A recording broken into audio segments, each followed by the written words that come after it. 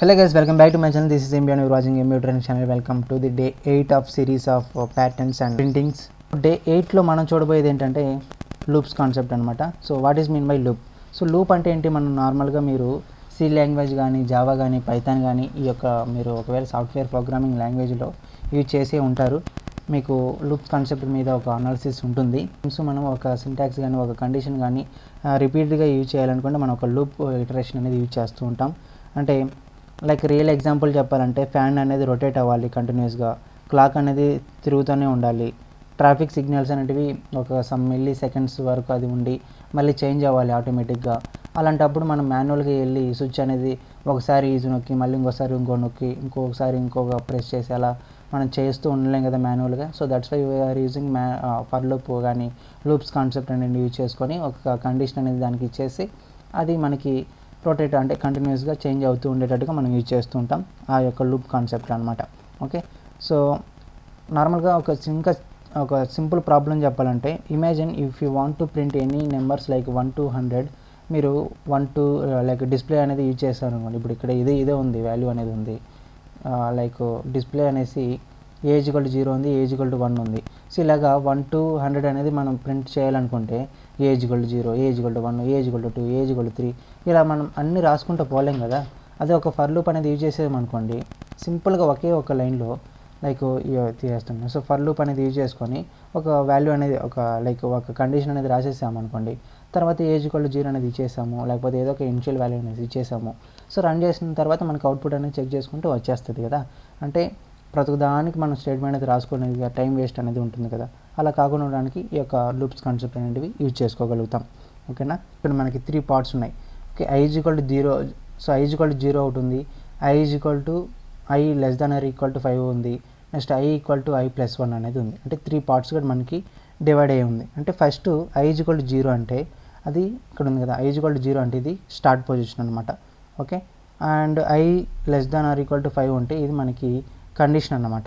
Okay, I=I+1 ఉంటే ఇది ఏంటి మనకి update. Okay, start, stop, step, ఇది మనకి మెయిన్గా ఉన్నటువంటి 3 పార్ట్స్. ఓకే, సో ఇప్పుడు మనం ప్రోగ్రామ్ అయితే రాస్తున్నాం, మాడ్యూల్ టీబీ అనేసి రాస్తున్నాను. అండ్ ఇంటీజర్ అనేసి మనం మెన్షన్ చేయాలి, మనం రాసే వాల్యూస్ అన్ని ఇంటీజరే కదా. So integer I. Okay, and తర్వాత మనకి ఇనిషియల్ బిగిన్ అనేది రాయాలి. సో ఇనిషియల్ బిగిన్లో మనకి ఈ యొక్క లూప్ అనేది ఇన్సర్ట్ చేస్తున్నాం, రైట్. సో దీన్ని ట్యాప్ చేద్దాం. ఓకే, సో ఇలాగ రాశారనుకోండి మీకు చూడడానికి సింపుల్గా లుకింగ్ చాలా బాగుంటుంది అనమాట. అండ్ $డిస్ప్లే అనేది యూజ్ చేస్తున్నాం. ఓకే, $డిస్ప్లే అనేది యూజ్ చేస్తున్నాం. సో ఇక్కడ మనకి ఇదివరకు చెప్పాను మీకు $డిస్ప్లే అనేది ఎందుకు యూజ్ చేస్తున్నాం అనేసి, రైట్. ఈ యొక్క మాడ్యూల్ అనేది ఎండ్ చేసేసాం, తర్వాత టోటల్ మాడ్యూల్ని ఎండ్ చేస్తున్నాం. సో ఇప్పుడు రన్ చేద్దాం. సో అవుట్పుట్ అనేది ఏమొస్తుంది అనేది గెస్ చేయండి. ఓకేనా, సో 0 నుంచి 5 వరకు మనకి అవుట్పుట్స్ అనేవి ప్రింట్ అవ్వాలి.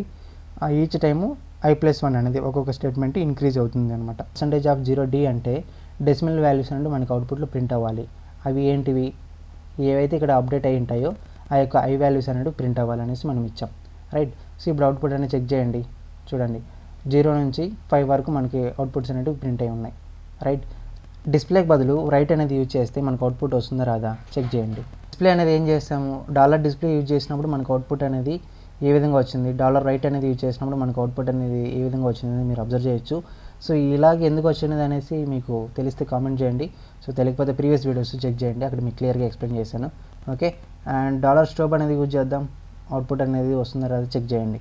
సో $స్ట్రోబ్ ఫైనల్గా వాల్యూ అనేది 6 వచ్చింది. 6 అనేది ఎందుకు వచ్చింది, ఫైనల్ వాల్యూ ఏదైతే ఉంటుందో అదే మనకి వాల్యూ అనేది స్టోర్ అవుతుంది అనమాట, రైట్. నుంచి మనకి 0 వరకు లేకపోతే 1 వరకు అనమాట. ఓకే, సో 0 వరకు అని ఇద్దాం. అంటే ఫస్ట్ మనకి I=10 ఉంటుంది.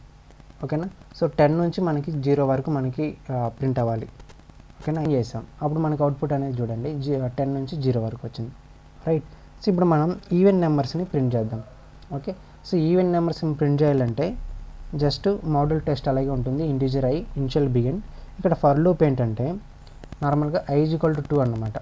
ఓకే, సో I= అంటే స్టార్టింగ్ నెంబరు I=2 అండ్ <10 అనేసి ఇస్తుంది. అంటే 10 లోపల ఉన్నటువంటి అంటే 10 వరకు అనమాట, రైట్. అండ్ ఇక్కడ మనకి ప్రతి ఒక్క స్టెప్కి 2 అనేది ఇంక్రిమెంట్ అవ్వాలి, అవునా. సో I ప్లస్ 2 అనేసి ఇస్తున్నా. సో ఇప్పుడు రన్ చేద్దాం. సో ఇప్పుడు రన్ చేసి చూడండి, మనకి 2 4 6 8 10 అనేసి మనకి అవుట్పుట్లో ప్రింట్ అవుతుంది చూడండి. ఇప్పుడు మనం ఆడ్ నెంబర్స్ ప్రింట్ చేయాలంటే ఏంటి సింటాక్స్, సేమ్ ఇదే. లైక్ ఏంటంటే మనకి ఇక్కడ చేంజ్ అవుతుంది. ఆడ్ నెంబర్స్ అంటే ఏంటి, I = 1 రావాలి, రైట్. 10 లోపల వరకే చూద్దాం, 10 వరకే చూద్దాం. అండ్ ప్రతి ఒక్కసారి మనకి +2 అనేది స్టెప్ అవుతుంది, అంటే అంతే కదా. సో ఇప్పుడు 1కి 2 యాడ్ చేస్తే ఏమవుతుంది, 3 అవుతుంది. మళ్ళీ 3కి +2 యాడ్ చేస్తే 5 అవుతుంది, 5కి +2 యాడ్ చేస్తే 7 అవుతుంది కదా. సో దాన్ని చూద్దాం. సో రన్ చేసినప్పుడు మనకి అవుట్పుట్ ఏమొస్తుందో చూద్దాం. అంటే ఇప్పుడు 1 to 10 వరకు మనకి ఏవైతే ఆడ్ నెంబర్స్ ఉంటాయో అవి మనకి ఇక్కడ ప్రింట్ అవుతాయి. 1 3 5 7 9, రైట్. మనం ఈవెన్ నెంబర్స్ ప్రింట్ చేసాము, నెక్స్ట్ అలాగే అసెండింగ్ డిసెండింగ్ ఆర్డర్స్ నెంబర్స్ కూడా మనం ప్రింట్ చేసాము. మీకు ఫర్ లూప్స్ అండర్స్టాండింగ్ అర్థమైంది అనుకుంటున్నాను.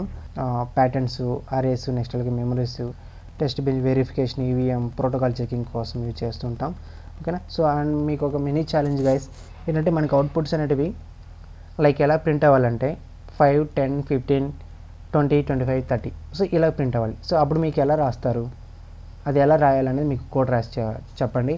Just సింపులే guys. ఎలాగేంటంటే ఇప్పుడు మనకి 30 వరకు రావాలి వాల్యూస్, రైట్. సో 30 వరకు రావాలి. సో స్టార్టింగ్ వాల్యూ ఎంత రావాలి, 5 రావాలి.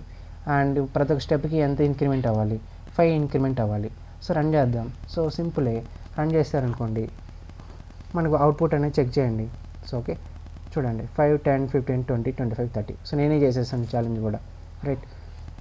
అండ్ ఇంకా మీకు ఇంకా కొద్దిగా ఫర్ లూప్ అనేది యూజ్ చేసుకొని సింపులే, అంటే మీరు మరీ లార్జ్ లాజిక్ వెళ్ళకండి, చాలా సింపుల్గా స్టెప్ బై స్టెప్ అర్థం చేసుకొని చేయండి. అండ్ ఫర్దర్గా మనం లూప్ కాన్సెప్ట్లో అంటే ప్యాటర్న్స్ ప్రింటింగ్లో మనకి ఈజీగా అర్థమైపోతుంది అనమాట, ఓకేనా.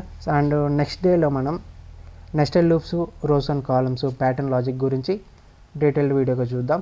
And that's it for day 8 video guys. If you have any doubts let me know in the comment section. And please support me.